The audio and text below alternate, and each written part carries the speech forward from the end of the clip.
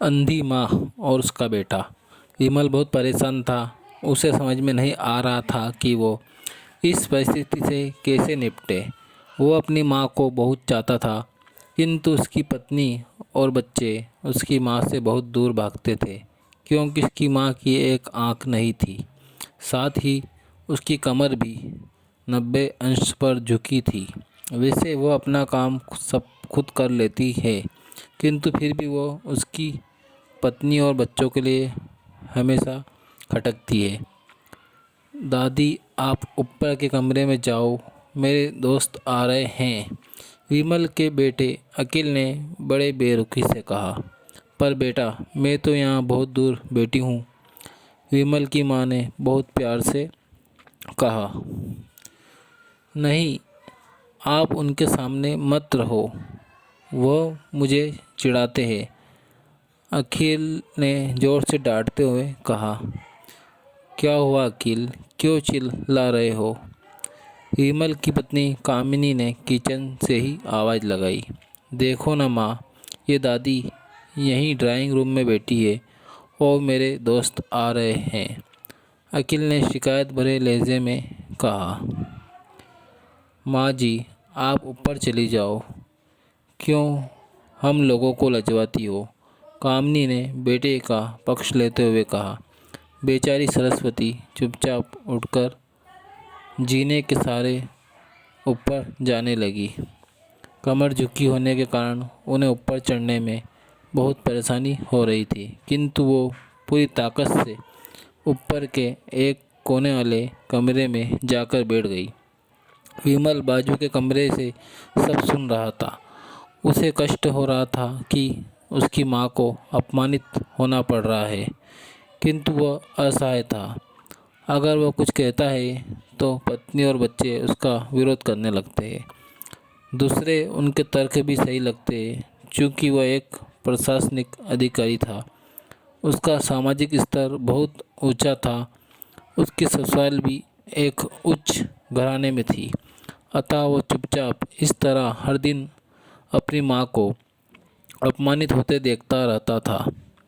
रात को विमल की पत्नी ने कहा, देखो जी, अब कुछ करो। कल कलेक्टर साहब की पत्नी आई थी। माँ जी अपनी देसी धुन धारा में उनसे मिली। मुझे बहुत शर्म आ रही थी, बताते हुए कि ये मेरी सास है।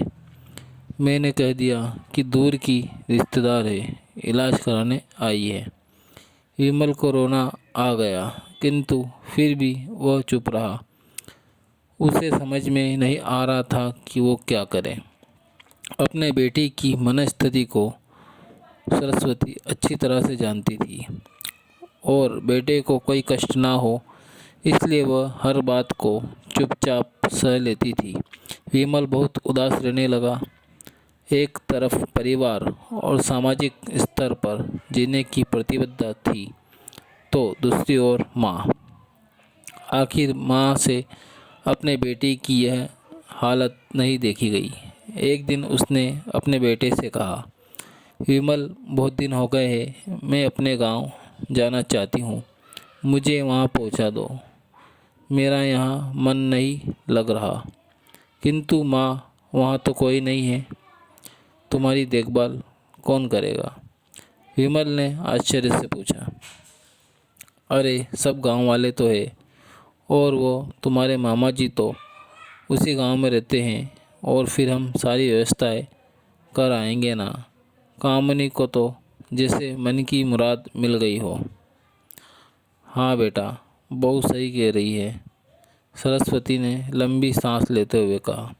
विमल जानता था कि गांव में माँ की देखभाल करने वाला कोई नहीं है, लेकिन अपनी पत्नी की जीत के कारण वह अपनी माँ को गांव छोड़ने पर विवश हो गया।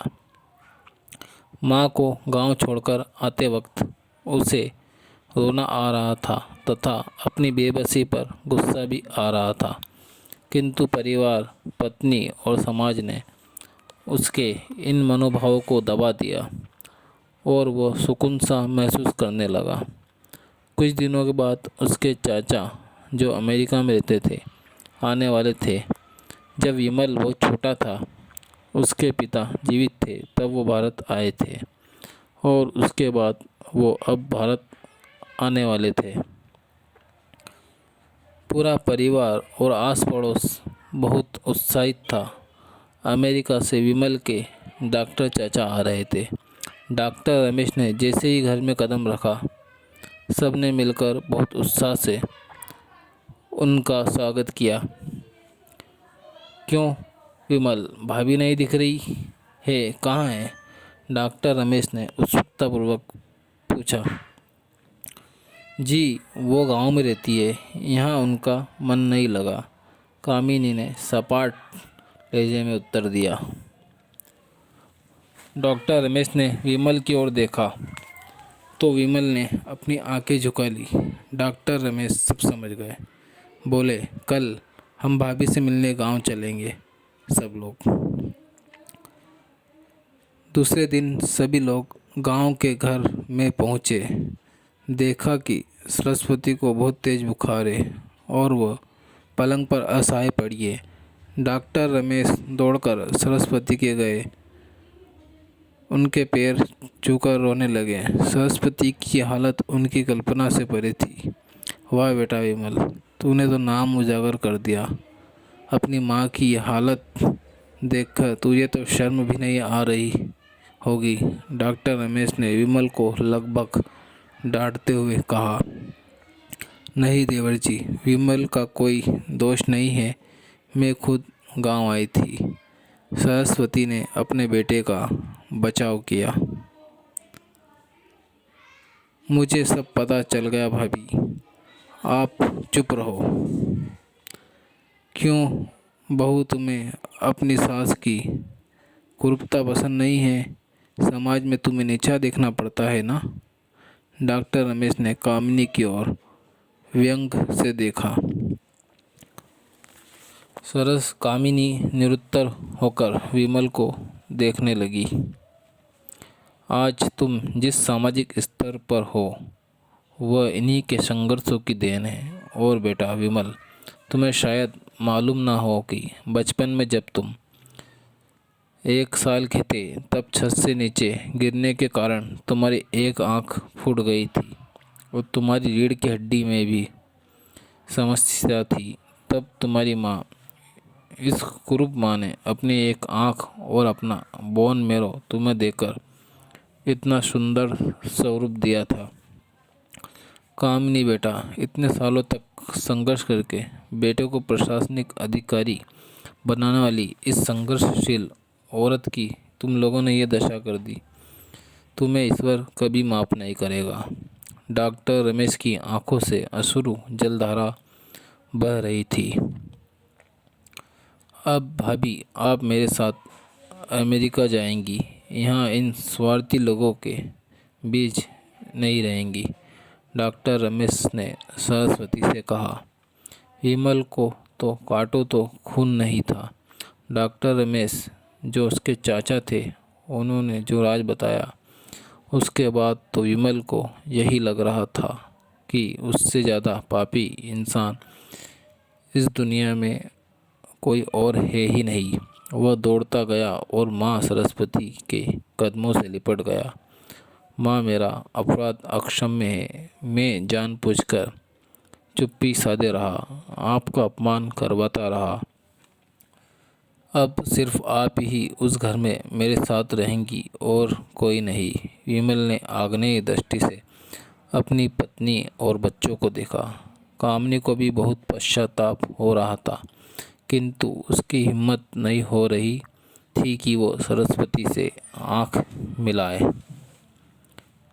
सरस्वती ने कामिनी की मनस्थिति को समझकर उसको पुचकारते हुए अपने पास बुलाया और विमल को डांटते हुए कहा, खबरदार, जो मेरी बहू को मुझसे अलग करने की कोशिश की तो तुझे ही घर से बाहर निकाल दूंगी। कामी और बच्चों ने सरस्वती के पैर पड़ते हुए अपने व्यवहार पर माफ़ी मांगी और माँ के हृदय ने सबको माफ़ कर दिया। कहानी अगर पसंद आई हो तो प्लीज़ लाइक एंड सब्सक्राइब ज़रूर करें।